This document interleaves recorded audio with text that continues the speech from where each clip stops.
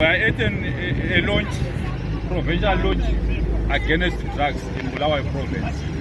And what I'm holding is what we recovered.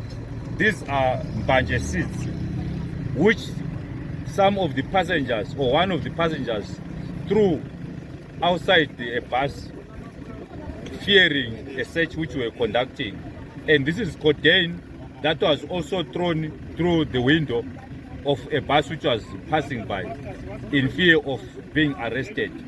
This operation is there as a launch to warn members of the public against drug abuse. And we are inviting all stakeholders, members of the public, school children, everyone you name them, to join hands with the Zimbabwe Public Police in the fight against drugs. And at this instance, we are saying anyone who will be found smoking or being drunk due to drugs will be arrested, and the objective will be to find the drug lord and the supplier.